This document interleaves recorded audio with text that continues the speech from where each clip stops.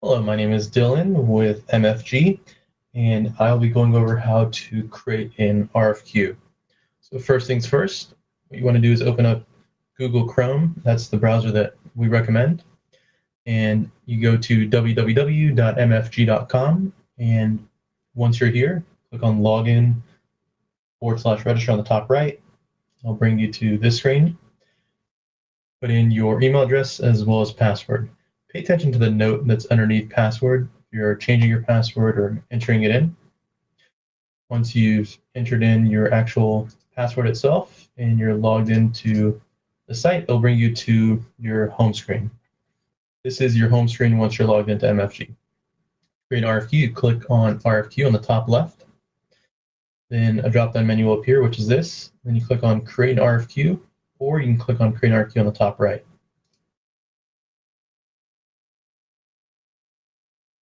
As the system's loading, you can name your RFQ anything that you want. So just for the demonstration, I'm just going to name this testing.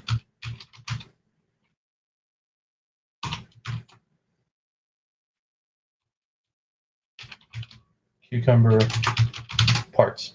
Click on Get Started.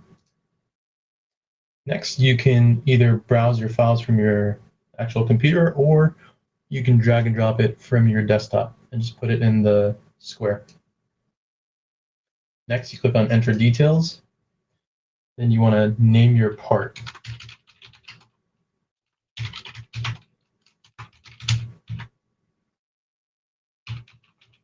You can number the part as well. You can put in different quantities for price breaks by clicking on Add Another Quantity. You can click in delivery date. That means when you have the physical part in your hand.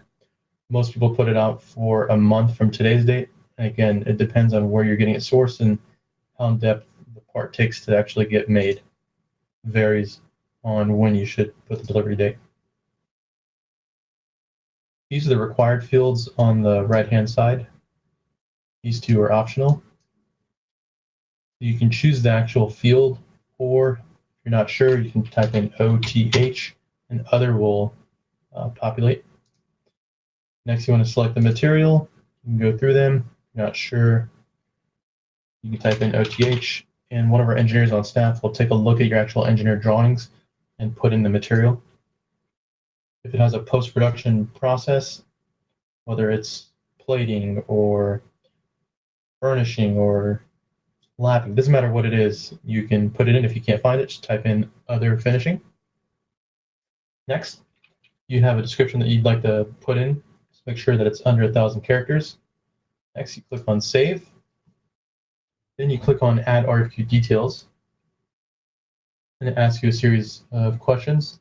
You want to run through them. If there's any special certifications that are needed, if there is, you can click on Yes and find the actual certification that you need.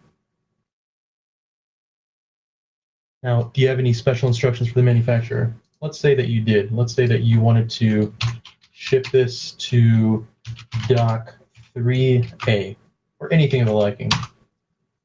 Now, let's say you wanted to drag the order of importance. You physically click up with your mouse and drag it over, and they'll put one before the other. Next, it's quotes needed by date. I usually tell people to allow enough time for manufacturers to quote, and 7 to 10 days is the norm. If you have shorter lead times, you can drastically reduce that time. It's up to you what you want to put there.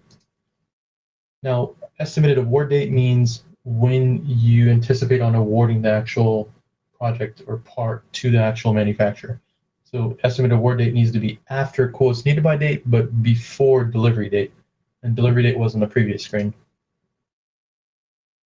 Now, whether you want to get quotes from USA and Canada or United States, you just choose one. You can have the buyer or the manufacturer pay for shipping. You can change the net terms. Most people choose net 30, it's up to you. Whether you want to get quotes from all registered manufacturers, or you can click on Let Me Choose and actually choose a manufacturer if you had one in mind.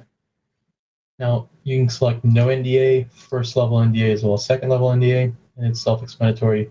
Put your mouse over it, it goes over what they are.